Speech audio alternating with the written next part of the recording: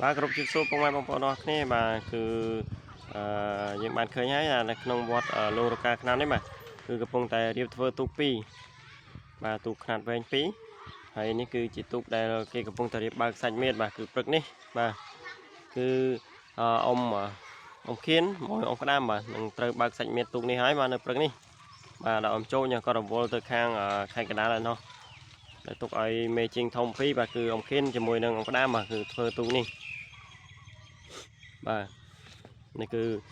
ទូកខ្នាតវែងបាទទូកអ៊ំបរោះខ្នាតវែងដែលយើង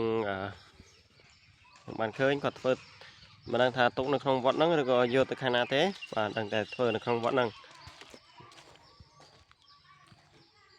បាទនេះគឺទូកនេះគឺសាច់មានល្អណាស់បាទ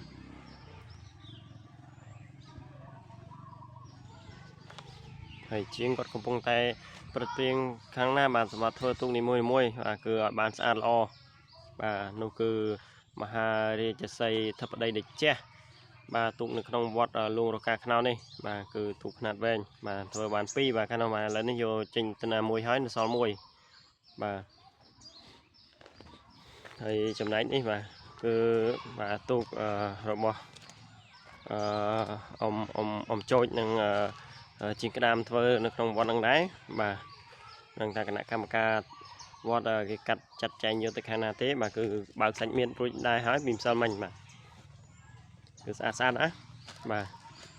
អញ្ចឹងអរគុណពុកម៉ែបងប្អូនដែលតែងតែតាមដានទស្សនាវីដេអូរបស់អេដមីនរហូតមកបាទអរគុណបាទសូមជម្រាបលាបាទជួបគ្នានៅវីដេអូក្រោយៗទៀត